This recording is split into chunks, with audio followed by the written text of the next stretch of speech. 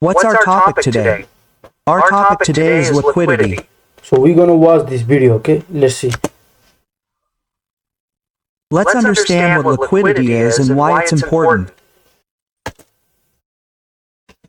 By the way, guys, prepare your notebook to write the things. For example, I already have, where do I have this liquidity concept?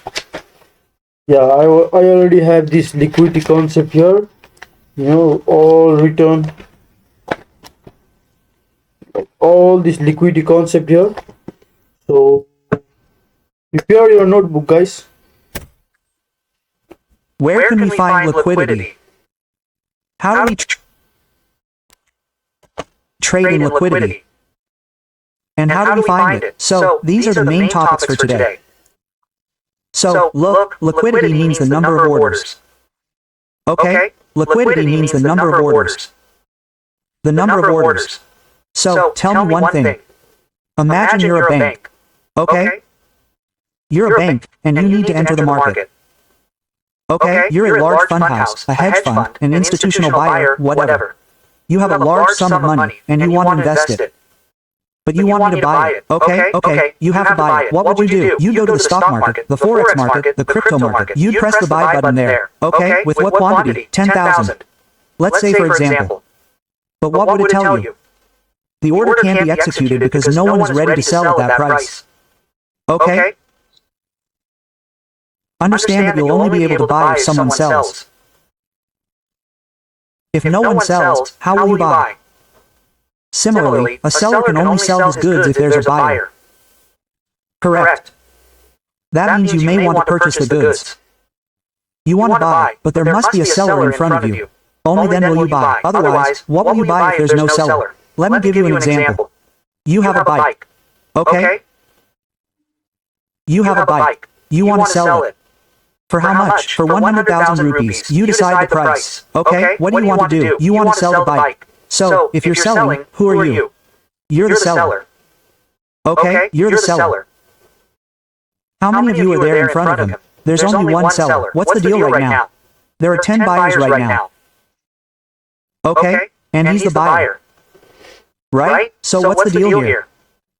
There are 10 buyers in front of one seller. So is it possible that this price of 2 lots may even become 2,100 rupees?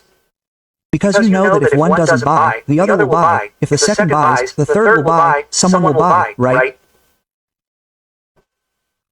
Similarly, if you are a buyer, if you want to buy a bike, if you are a buyer and you want to buy a bike, right? That's you for 1.5 lakh rupees. Right? That's you for 1.5 lakh rupees. What are you? You are a buyer. How many are you? You are one. There are already 10 sellers waiting to sell to you. Those who own vehicles, there are 10 such sellers sitting there saying, "Brother, I am selling my bike." Now what is the situation? You are one buyer. There are 10 sellers. The seller has no buyer in front of him. Correct. There are no buyers in front of him. They know that there is only one buyer. You'll have to sell it whatever he bids. Correct? So what's happened here? An imbalance has been created, right? Such a market doesn't work, right? If the price is to move sustainably and in a healthy way, then whatever the number of orders, say 10 buying orders, there must also be 10 selling orders. Then the market will run, right? So what's this? Number of orders. Number of orders is your liquidity, right? Have you understood what liquidity is? Why is liquidity important in the market now? Look, if you want to sustain any market, what does liquidity mean? We understand. Number of orders. What does number of orders mean? Number of buyers and sellers. Right? Number of buyers and sellers. So, until these two view the market in their own way or execute orders, the market won't move. Correct? Suppose a buyer is trading at 5 minutes and sees an uptrend. Okay? 5 minutes. But if the same seller is trading at 4 hours, what he sees is that there was a drop, just a pullback. No, there's a difference in their perception. There's a difference in how they trade. What's happening here is that people on the shorter time frame are placing orders uptrend, uptrend, uptrend, uptrend. But the seller on the longer time frame already knows that this is a retracement of a selling trend. Correct? What's this? It's fractal in nature. Now, what is this fractal?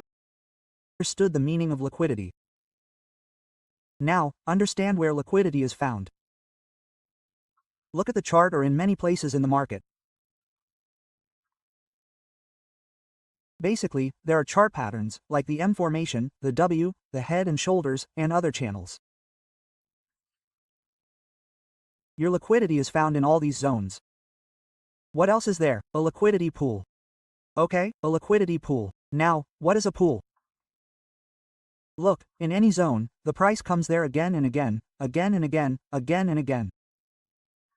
It reacts there again and again. So, what happens here? Multiple orders are generated buy, sell, because what will it do? It won't exactly take support like this. Sometimes it will take support, sometimes it will break, but then turn back and come in. It will bounce, come back here, break this too, and then turn back. So, what happened? This is a liquidity pool. What happened here? Multiple orders were created here, in this zone. Okay, everyone's stop losses are either for buyers, so they should be here, or for sellers, so they should be here. So what's this? This zone has become a liquidity pool. And what are liquidity zones?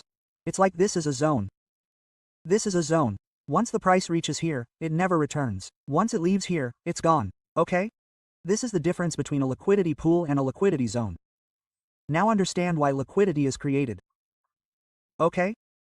Simply put, the market needs fuel. That's a cool word. You've heard everywhere that the market runs. Liquidity is the fuel of a market and all that.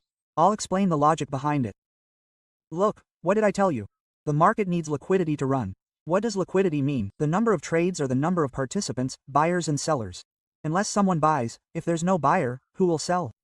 And if there's no seller, who will buy? Okay? Understand how liquidity works here. A high was reached here. A low was reached. Okay? So, what's the psychology here? Once bought here, once sold here. Okay? So when sold here, buyers also became available here. Correct? What do they want now? I should sell it to them at a higher price. Okay? What do they want me to do? Let's say it's 10 rupees. I should sell it for 20 rupees. And when it goes up, everyone knows that there are sellers sitting here saying, brother, this price that just went down to 10 rupees, if it reaches 20 rupees, I'll sell it again. Okay? What will they do? They'll sell it again. Okay? The price came down again. What happened here again? They sold, only then could someone else buy. They bought here again. Okay, what are they saying now? I'll sell it for 30 rupees. So, he sold it for 30 rupees and came here. What happened? He sold it. So someone else was able to buy from here, and he was able to buy from here because he sold from here. Correct? That means he sold at a higher price and bought at a lower price. This is what happened. This is how liquidity is generated here. Liquidity is the fuel of the market. Without that liquidity, the market doesn't travel. You understand what's happening in the market? It's going up, it's going down. What's happening? Liquidity is coming back. That means the market started its journey. It started at one level, at 10 rupees. It started at 10 rupees and went up to 10 rupees. But people said, I won't buy it for 10 rupees. I want to buy it for 5 rupees. Quote, okay, so, the person selling for 10 rupees is fine with him. He would say, yeah, okay, you buy for 5 rupees. Okay, the price has come down. When it reached 5 rupees, people bought it from here again. Okay, when the market went to 20 rupees, what were people saying at 20 rupees? No, I won't buy that much. I'll buy it for 10 rupees or 15 rupees. So back to when the market seller says, okay, let's sell this product right now. He wants to sell it, so what does the seller say? No, we'll buy it for 12 rupees. So he sells it for 10 rupees, 10 rupees, 12 rupees, 20 rupees. So there's a profit here. People buy here. What happens after buying is that people say, I bought it cheap. I'll sell it for more. Quote. Okay, so, there's this buyer in front of him. He'll sell it after it goes up. He'll sell it at 30 rupees, so there needs to be someone to buy it at 30 rupees. As it went up, the seller bought, and the seller sold the product. The product was sold back from here. So this cycle continues. So this is the basic concept of liquidity. Do you understand liquidity now? How is it created? Where does it exist? And what is a liquidity pool? What are the liquidity zones? Right? Let's understand a little about how many types of liquidity there are. And what are each? Right? Liquidity always has 4 to 5 types. One is your trendline liquidity, right? Like this trend line has formed. What's happening here? Arya is repeatedly taking support, coming, taking support, coming, taking support. What will happen now? We don't know what will happen next. If the market needs to go up, what can the market do? There are 2 possibilities. It will come here, tap again, and then run back up. Correct? But what else can the market do? It will come to the trend line. The trend line broke and it went up from here. It ran up. So, say it. It ran up from here. It continued. What's the logic behind this? It's called trap trading, SL hunting, liquidity hunting. So, why does this happen? You understand this. Look, those who bought from here trailed their stop losses as the market moved up. Initially, the stop loss was here. It came here after breaking this. After breaking this, it came here. Okay, after breaking this, it came here. What will happen now? As soon as this trend line breaks, those who have stop losses here will be cut. It will come down a little further. Theirs will be cut. If it goes down a little further, theirs will be cut. Okay, so what did the market do? First, they took these people out. What happened now? Who will enter here? At the trend line breakdown, sellers will enter. Let's say sellers entered here. Okay? Sellers entered here. What happened here? Before that, buyers also entered here. They thought it had taken support here 3 or 4 times before. It would take support again. Correct? So, I'll explain this a little bit here. You'll understand. So, what happened here? It ate 2 people's stop losses at a time. How? When the market came here, it would react a little. It wouldn't fall directly. Correct? So, what happened here? As soon as the correction appeared, buyers started adding on to this level. Correct? Here, at this level, all the buyers suddenly left. So, obviously, where would they place their stop loss? Below this trend line, at support, below this previous zone. A safe trader would place it below this. A great person would place it below this. Correct? Stop losses would be found at all these places. What will the market do? The market will break the trend line. Right now, the daily trend line will break. What will happen? All their stop losses were cut. Okay? They're out. What will they do now to cover their positions? Sell orders will hit the market. Sell orders. The market hits sell orders. Correct? But what will the market do? Any unpaid orders blocked or pending here will go up. Why will it? Let me explain. What did I tell you about what causes a liquidity run in the market? The number of orders or the number of participants. What will happen here? The market is trending up. The market has a trend line breakdown. Sellers are activated. Plus, buyers, SLs are hunted. So what happened? Many stop losses are created at this zone. Correct? First, the buyers' stop losses are created below. Then, upon this trend line breakdown, all the sellers' stop losses are created. What will the market do now? You never know. Correct? I don't know what the market will do. Will it take their liquidity and go back up, or will it continue selling? Correct? So what will happen here? If this liquidity was taken, what happened here? All these buyers were sitting here. They were cut off. Correct? First, the buyers left. Then, the sellers were sitting at the trend line breakdown. Where are their stop losses placed? Their stop losses are placed above, right? So, what did the market do? The market took a U-turn. At one point, the market took the SLs of both participants and continued its move. This is how the market works. This is your trend line liquidity. Okay? It protects you from many traps in the market and traps you. Let's look at a little example of it. What do you see here? A trend line is forming. Correct? A trend line was forming here. What did the market do here? Let's change its color. Which one should I keep? Let's keep it red. Okay, let's keep it red. What happened here? It came once and bounced. The second time it bounced. The third time it bounced. What did you do the fourth time? You took a break. What happened after the break? All the buyers sitting here had their stop losses here. Right? What did the market do? First, they took them out. This one stop loss. Then these ones took out their stop losses. These ones took out their stop losses. The buyers left. Who sits here during a trend line breakdown? Sellers sit, right? Where are the sellers' stop losses placed? The sellers' stop losses are here, here, here, above this zone, right? So, after both of them took out their stop losses, the market rallied upwards. Correct? Look at this rally. This is how the market gets liquidity. It's the fuel of the market. Liquidity. Now, you might ask, is liquidity the only thing that means stop loss? I can't say it completely. But yes, because stop losses are what denote orders. Correct? Stop loss in what? Orders have been placed, whether they're on the buy side or the sell side, or whatever, but they are orders. Who's placing the orders? The number of people. Correct? So what have they become? They've become participants. So, we can call this indirectly, or you can say 50%, yes, SL means liquidity. So, we've understood this, trendline liquidity. Correct. Now let's move on to the next liquidity concept, okay? We've looked at buy-side liquidity. The same sell-side liquidity is that when a resistance is formed, the market tests it again after coming up. Tests it. What happens here? The market gives a fake breakout and dumps again. So who are sitting here? Buyers are sitting at all the resistances here. First of all, their stop losses are available below. Correct? Plus, those who sold here also have their stop losses available above. So, what did the market do? Both are taken out and then moved. Correct? So, this is how the market hunts for trendline break trendline liquidity. This is one way the market operates because the market needs order fuel. Okay, now let's move on to structural liquidity.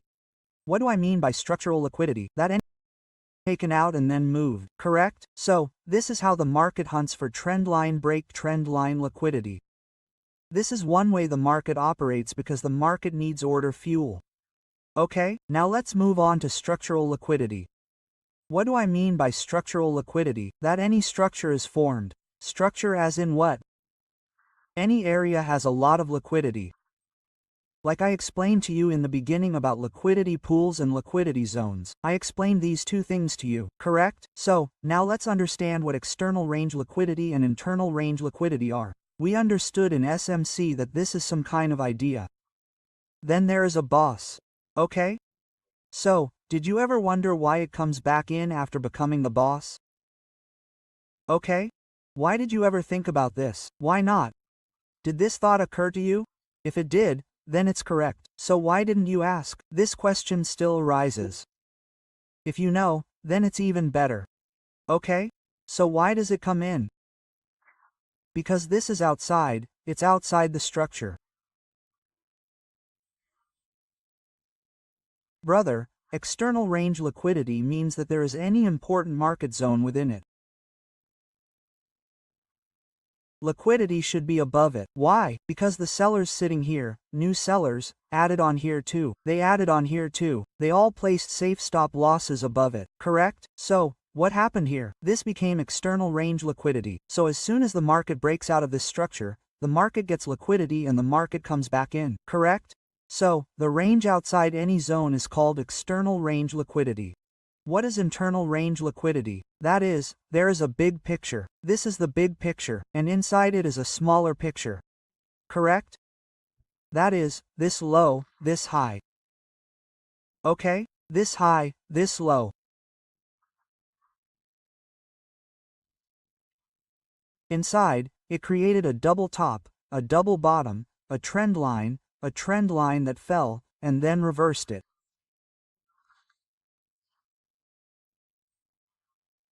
Liquidity here, correct?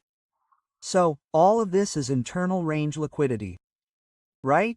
The one that's inside it. It's inside the low. It's inside the high. That's called internal range liquidity. And the one that's external to the high is called external. Where do you find external liquidity? You find external liquidity on larger time frames, on chart patterns, previous day high, previous day low, which we also call PDL, PDH, weekly high, weekly low, monthly high, monthly low, and whatever. Right? So, this is structural liquidity. Now, let's understand structural liquidity a little bit on the chart. Okay? What was happening here? 1 minute. First, apply it here. What's happening here? What did the market do here? Tell me this first. I'll do this in 15 minutes. The charts will get a little smaller, right? What did the market do here? The market traveled from here. Just passing the time. Okay? Then I've given a breakout structure here. It was above the structure. Why did the market fall here exactly? What did the market do regarding liquidity? After absorbing external range liquidity, the market moved to absorb internal range liquidity. Now, where was this internal range liquidity? Look here, above this, below this, below this. So, how does the market always work? The market will always absorb external range liquidity first, then return to absorb internal range liquidity. And when the internal range is liquidated, what is left in the market? This external range liquidity is lying there, so it goes back to absorb it. As soon as the market absorbs it, all the internal range liquidity is created below it. The market returns to absorb it, and the cycle continues like this, internal after internal. Okay, so this is what happens, brother, structure high low liquidity, which is structure based. Now, which is external liquidity? Which is internal liquidity? Let me explain, okay? Any structure, like in our structure mapping, we learned that a break-off structure is a unique structure. We also call it trend continuation, and a normal price action trader also calls it higher high, higher low, correct? So, what happens here? This is our break-off structure here. Why does the market fall after a break-off structure? Because when it breaks the structure here, a lot of internal range liquidity is created. That means buyers come in, numerous orders come in, so the market flushes them out once, not just once, but whatever the X and Z are, the market flushes them out, and then, after flushing them out, it goes back to the external one, correct? So this cycle continues forever. External to internal, this external to internal came. After taking internal, it went back to external. Okay, so this keeps going on forever. So this is called structural liquidity. Now, what is the next liquidity? The next liquidity is our equal highs liquidity and equal lows liquidity. Now, what is this? Equal highs equal lows. Okay, you must have seen on charts the famous chart pattern of retailers, the M pattern or the W pattern. It's simply the same. Okay, what's the psychology behind this? Look, the market faced rejection here once. This whole time passed. Again, there was rejection from the same level. So what happened here? The sellers who were sitting here once, sellers sat there the second time. They sat there because of confirmation. Now, when it comes for the third time, selling will start from here again. Correct? Whether it will stop or not, I don't know. But whoever is selling here will place a safer stop loss above this, above the equal highs. Because they know it's fallen once, twice, and the chances are low. Right? So what does the market do? What I told you was that the market always seeks external liquidity first. It seeks liquidity at equal highs. After seeking liquidity at equal highs, it comes to the internals. After seeking its internals, it seeks its equal highs, and then goes to the externals. Similarly, what happened in the W pattern? It bounced from here once. It bounced back once. Now it bounced a second time. So, what would a person think the third time? Let's place a buy order here. I'll move from here and place the stop loss below this zone on the safer side. Quote, correct? So, what happened? All stop losses were created here. So, stop losses are in what? Liquidity. So, this is an indication to the market that liquidity of equal losses is resting here. The market needs to remove these. Until they are removed, it won't move. Okay, so this is equal highs, equal lows. Now let's understand a little about how equal highs and equal lows look on a chart. Now, look at this 15-minute chart of gold. What happened here? The market pulled back once here. It fell significantly. Okay? The second time came. The second time also fell from here. So what happened? An equal high was formed here at this level. Correct? Equal highs were formed at this level. It's not exactly dot to dot, but yes, you understand the concept. Equal highs were formed here. So, what will happen here? When the market comes here for the third time, it will react. Correct? So, equal highs were created here. That means what? The liquidity pool is resting above this zone here. There are a lot of stop losses here and there, up and down. So what will the market do? The market will take them out. Okay? Exactly what happened. Look, and then we have to watch the move after finding equal highs. Okay? So this is equal highs. Okay? The liquidity of equal highs is also important in the market. We'll cover how to trade based on this in future videos, but for now, understand liquidity. Okay, then let's look at the liquidity of equal losses. The concept is the same, but the relationship is the same, the thinking scene, right? Okay? So, look at this. What did you create here in this zone? You created equal losses in this zone. How? Let me explain. What happened in the market? There was a bounce from here once. You tried to bounce back a second time, but got trapped. Why? Because there is liquidity of equal losses here. Liquidity of equal losses as in what? Everyone knows that everyone has their stop losses below here. So, won't the market go on a hunt if it needs to make a U-turn or if it needs new fuel again? Correct? So, this is how it works. Liquidity, with equal losses and equal highs, is a psychology. There's proper buyer-seller psychology behind it. I'm not just telling you something out of thin air. I'm explaining it with complete logic. Okay? And I'm explaining the entire concept to you. Okay? What's left? If you trade Forex, you have time-based liquidity. What is time-based liquidity? Let me explain that. If you trade Forex in crypto, not crypto, but Forex. Okay? You know that Forex markets open in sessions. First, there's the Sydney session. Then, you have Asia, the Asia session, then the London session, and then the New York session, correct? So, what's happening here is that let's say this is the Asian session. The Asian session opened here. What did the Asian session do? It opened as soon as the session opened, right? It's time for the Asian market to open in Forex. It's time for the Forex market to open in Asia. So, what happened here? The Asian market started, the Forex market. So, what happened here? The market first made a high, then a low, then made another high. A low. Anything can happen, but I'm taking this as an example. What happened now? The two Asian highs became important. Okay? So what did they become? Let's say equal highs were formed, and down here, equal lows were formed. What happened in between? London has become active in this. Okay? After London opened, what I explained to you is that the market will always take external liquidity. After taking external liquidity, it will come to take internal liquidity. After absorbing internal liquidity, it will return to seek external liquidity. So, if I were to show you the chart, don't you see this external range liquidity here? Call it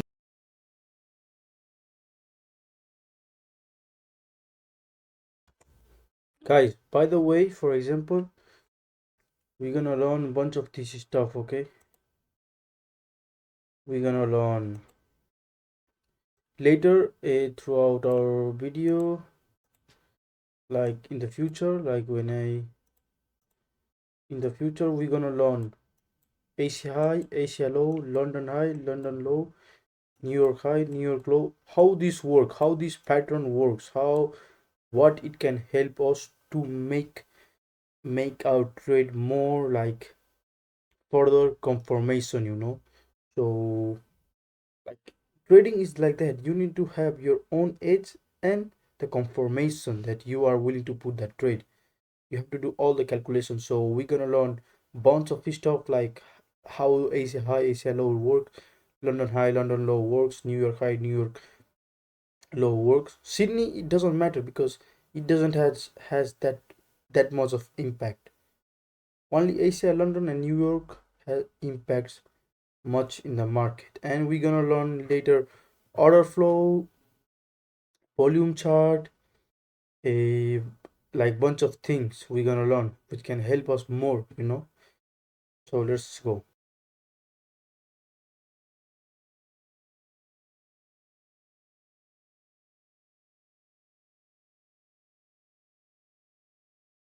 Equal highs above these two highs, or external range liquidity. If the market is here now, it means it has already absorbed all its internal liquidity. What will the market do now? It will seek external range liquidity. So, as soon as liquidity is absorbed, a dump occurs again. Why? Because the external range has absorbed all the liquidity, right? The market won't absorb external liquidity just like that. The market will zigzag and form some pattern and do everything, correct? So, what will happen because of that is that internal liquidity will build up in the market below. Now, how is this internal liquidity determined? Because it started from here, the market traveled from here, went up, and then started falling from there. So, this zone is formed. So, whatever the market is doing within this zone, that's why it will be called internal, correct? So, what happens after this? After taking the external, it went into the internal. Okay? What did the market do next?